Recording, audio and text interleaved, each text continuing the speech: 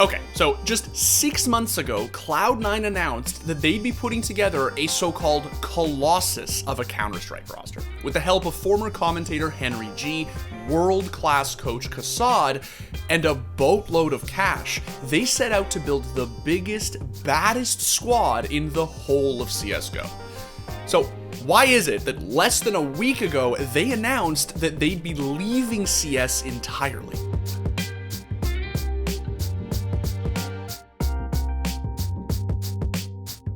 Okay guys, so as you may have noticed, we are still well on our way to 2 million subs, and one of the things that's going to help us get there is if you guys hit that subscribe button. Make sure to also like the video, turn on that notification bell so you never miss it when we upload new content, and let me know in the comments if you guys want to see other Counter-Strike related don't at me's just like this one. Okay, so for those who don't know, Cloud9 actually have a long, storied, and kind of spotty history in CSGO. Why do I say that? Well, despite having been in the game since pretty much the beginning, they've always had a tendency to be kind of cheap. After their inaugural 2014 roster fell through, which consisted of such beauties as Shroud, Nothing, Sean Garris, and Hiko, Cloud9 kind of did this thing where they recognized NACS to be a total shit show and consequently became kind of stingy when assembling their rosters. Now, to be clear, that is not a knock against either Cloud9 or their players. They had an eye for up-and-coming talent. They just weren't interested in spending huge amounts of cash on world-class lineups like FaZe or G2, and watching as these so-called super teams never quite lived up to expectations. Instead, they'd take chances on unproven up-and-comers like Stewie and Automatic, place them under the leadership of tried and tested veterans, and pray that they'd perform. If they did, great, they looked like geniuses. If they didn't, they never risked much to begin with. Now, for years, this netted Cloud9 some iconically coin-flippy performances. Sometimes they'd punch well above their weight. Other times, not so much. It just so happens that one of the few big international tournaments where everything did come together for C9 was a major. Cannot miss a single shot. Guardian waits patiently as Cloud9 sets the push up. Oh, it's happened! They made it work! Cloud9 are your E-League Major champions!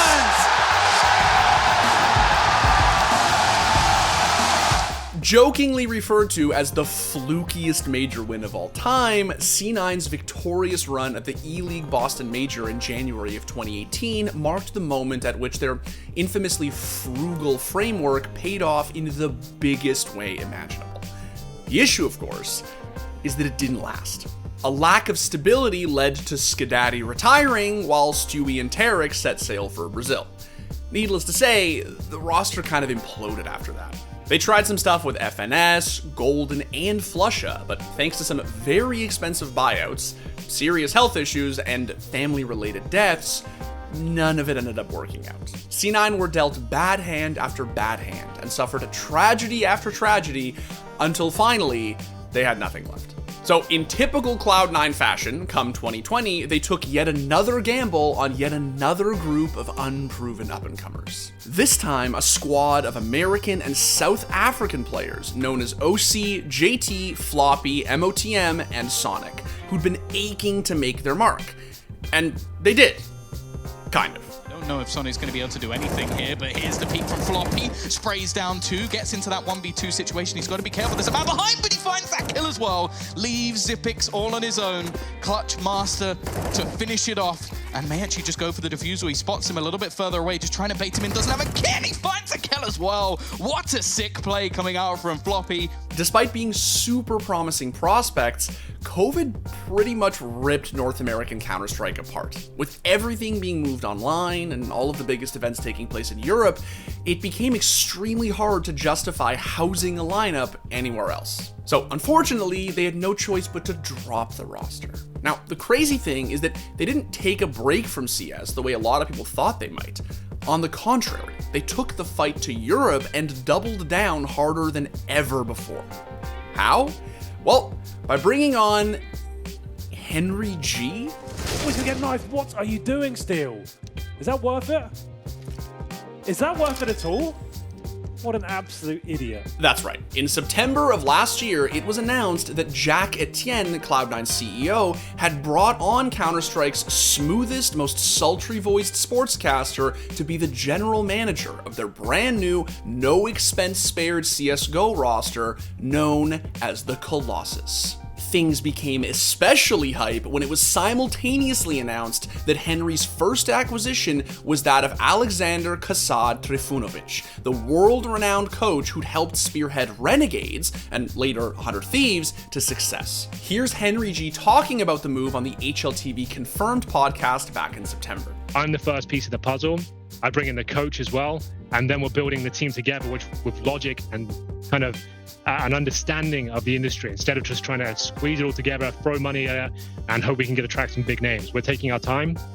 Might not seem like it. We've been working on this for a while. Now, from the get-go, the understanding was that Cloud9 weren't just out to do well in the space, but flat out dominated. This became very clear when it was made public that they'd started by signing former Vitality in-game leader Alex to a whopping $1.65 million contract. And it didn't end there.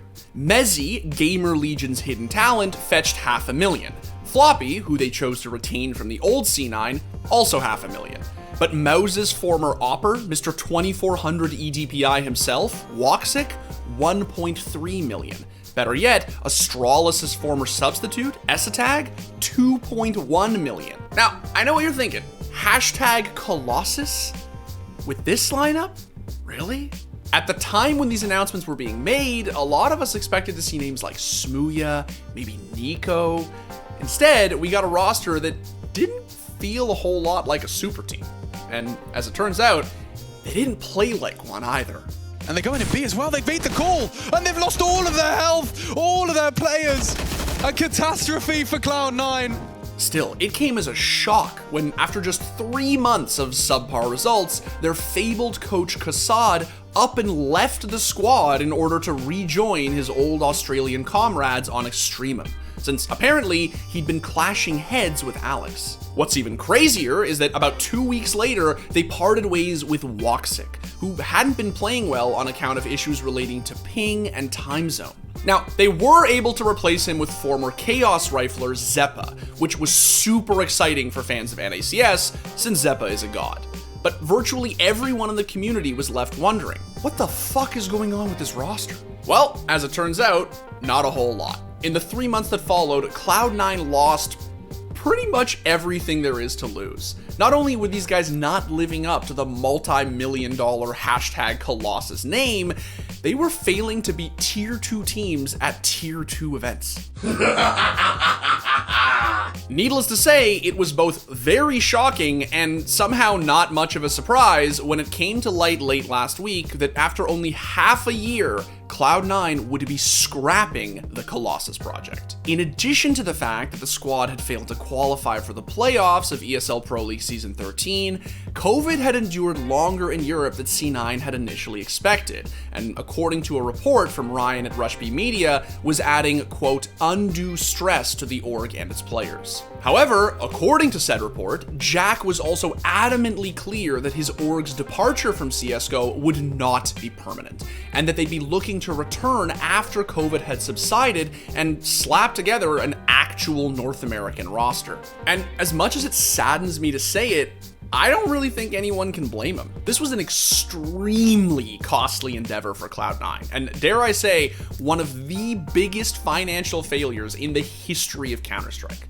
Cloud9 took a very, very big chance, and it really didn't pan out. Now, as for how it's going to shake out for all the parties involved, we're still not 100% sure. HenryG's Twitter account has been radio silent since the announcement came out, though according to Rush B Media's report, he's still under contract with C9 and a, quote, incredible professional and someone who Jack would like to work with in the future. Unsurprisingly, the players themselves have yet to reveal anything concrete about their futures, though according to a report by Nell, some of them are already entertaining the prospect of switching to Valorant, quote, maybe even directly with Cloud9. Okay, hear me out, because I've got a Valorant conspiracy theory. C9 keep 10s. They transfer Zeppa from their CS roster to their Valorant one so as to reunite him with Leaf. They transfer Katie from C9 White to the other lineup, and they sign Vanity from version 1 as their new IGL. That way, Chaos Esports Club lives on in more than just our hearts. Now, unfortunately for Cloud9, it seems very unlikely that they'll be able to recoup the funds they spent on these players vis-a-vis buyouts, since, well, it was a very costly failure. In fact, according to Ryan's report, Cloud9 aren't intent on seeing a return, and have allowed the players to search for, quote, new homes while benched. And look, while all of this does look pretty doom and gloom right now, the upside of all of this is that Cloud9's eventual return to CS in a post-COVID world could be exactly what the North American scene needs to jumpstart back to life. Because leaving aside all the memes and doomsday prophecies, NACS isn't actually dead. It's just comatose. And one day, hopefully soon, Cloud9 could be the ones to spring it back to life. But until that happens, for the first time in a long time, CSGO will just have to forego the blue and white. If only for a little while. What is the dog that screams Dimitri? My girlfriend tells me all the time that I just am a golden retriever. Like, I just spiritually, you know, psychologically, yeah. Okay. I'm a golden I'm retriever. thinking of mood.